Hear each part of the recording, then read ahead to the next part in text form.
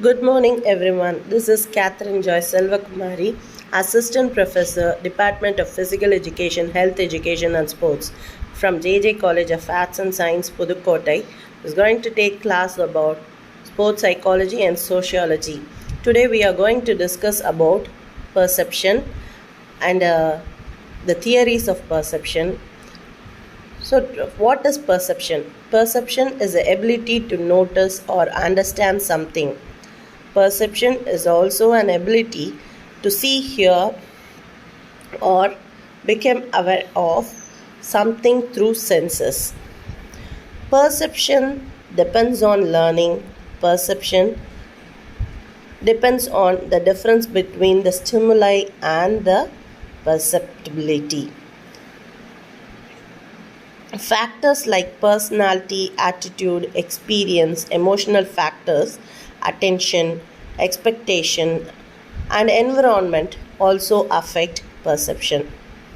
Today we are going to discuss deeply about the theories of perception. So what are the theories of perception? There are 4 theories of perception: Gestalt theory of perception, Wittgen's theory of perception, filter theory of perception, figural aspect after effects theory of perception. Gestalt theory of perception. It was framed by a German psychologist called Gestalt, who tried to find out how one interprets sensory information. He said that the brain plays an important role to create a coherent perceptual experience, and he also believed that the brain has an organizational tendency influence in how we see things, and mostly people perceive things in the same way.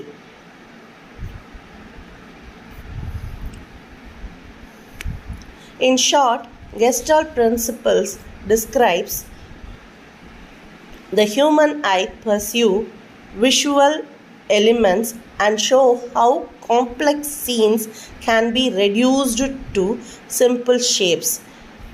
Gestalt psychologists also aim to explain how eyes perceive the shapes as a single united form rather than separate simple elements involved. Gestalt theory also states that it has a tendency to organize a set of isolated stimuli into groups on the basis of proximity, similarity, continuity, closure, and symmetry. Let us discuss about these things further. First of all, the law of proximity.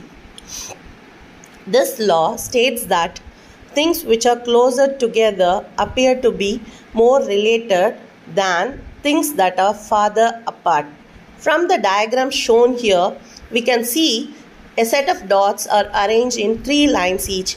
If all the dots form closely arranged, means our eyes perceive it has 6 lines of dots in similar, and when it is spaced further apart, we differentiate as 2 sets of lines.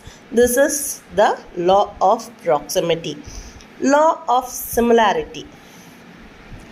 This law states that when things appear to be similar to each other, we group them together as a figure. The objects tends to be grouped together. The shapes that we see in this figure, like circles, triangles, and when we see it, we group them as circles. So here we have 3 lines of circles and 1 line of triangles.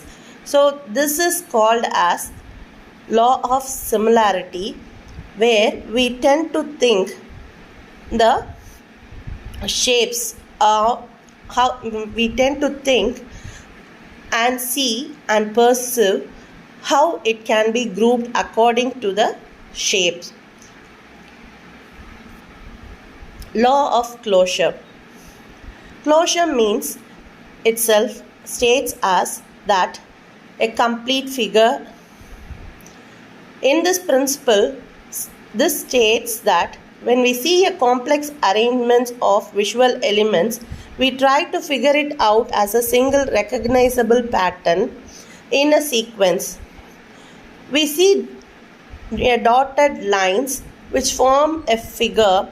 Our eyes pursue to see it as a complete image even though there are missing parts in the figure. For example, if you see in this picture, in the figure, you can see the dashes, but it is not a complete figure. So there are incomplete parts in the figure, but our eyes can perceive it as a rectangle, as a circle, or as a triangle. But it is not a complete figure because it has some missing parts. But our eyes perceive it as a rectangle, triangle, and circle. So this is called as the law of closure. Law of continuity. Law of continuity states that the elements that are arranged on a line or a curve are to be perceived to be more related than the elements not on the line or curve. In this figure, we see that it is a continuous dots of lines. They appear to be having a continuation. So the dotted lines, there is no end. So we can say in the left also there is no end, in the right also there is no end. So we say it looks like a continuation. So this is the law of continuity. Law of symmetry. The law of symmetry is the Gestalt grouping law. This law of Gestalt states that the elements are symmetrical to each other and tend to be perceived as a unified group. When we see an object of the same pattern, even though if it is in different direction or opposite direction, we tend to see it as a unified group. In this picture, we see dotted lines of same pattern in the opposite direction. So it is perceived here, or our eyes perceive it as a unified group.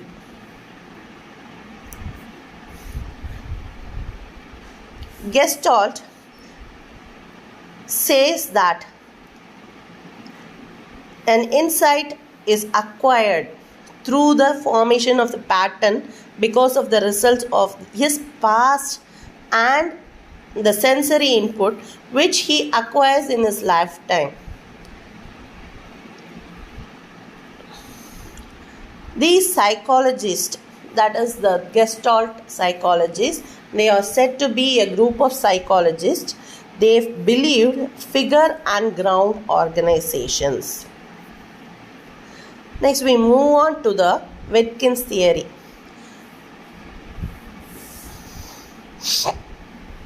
Wittgen's theory.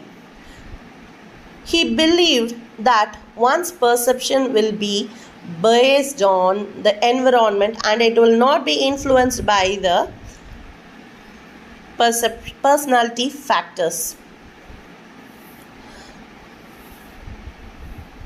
He also states that perception is purely based on the nature of stimuli and the sense organs involved. He said and believed that one's desire and interest will affect perception. Filter theory. This theory was framed by Annie Treisman in 1964. She tried to explain that the subject had a sensitivity to certain kinds of information spoken by the unattended voice. For example, If a subject stands in a group and he hears his own name from somewhere else, he tends to hear it even if he is not in the group. So from far away, if he is standing, if someone calls out his name, he tends to hear, he naturally hears the name. In a function, two persons talking at either side of a person, he will be able to listen to one only. This is called selective learning.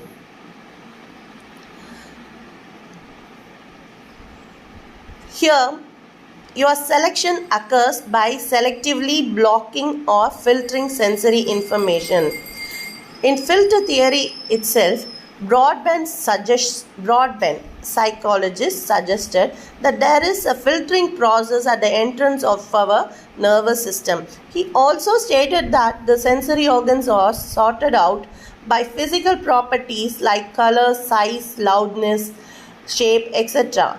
Only those stimuli that meet certain requirements will be allowed through filtration.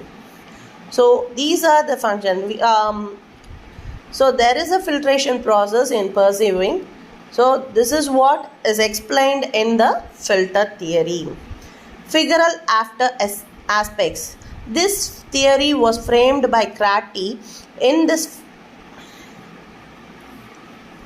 figural after effects, which states that perceptual distortion are produced by prolonged satiation of visual, auditory, tactical, kinesthetic stimuli or some combination of these. Crotty explains figural after effects theory with an easily understandable example. For example, that is, if you are traveling by train for continuously for 3 days, after the travel is over, but when we get down from the train, we have a sensation of traveling or moving which will be felt. This feeling is known as figural after effects. So after getting down, we have that shaking movement of how we traveled in a train. So when we are, another one example is also there, when we rotate. So when we make ourselves we make a round and round, if we are rotating ourselves, all of a sudden when we stop, we see our eyes tend to spin around. These are called as figural after aspects. So today, what are the things we have discussed was about perception, what is perception, and the theories of perception of Gestalt, Wittgen's, figural after effects, filter theory. So you might have understood all these things. Everything is in our day-to-day life. This is how we perceive, how our eyes perceive to see, how our ears hear. These are the things, theories based on our perception. So hope you have understood the subject very clearly. Thank you, students. Thank you very much.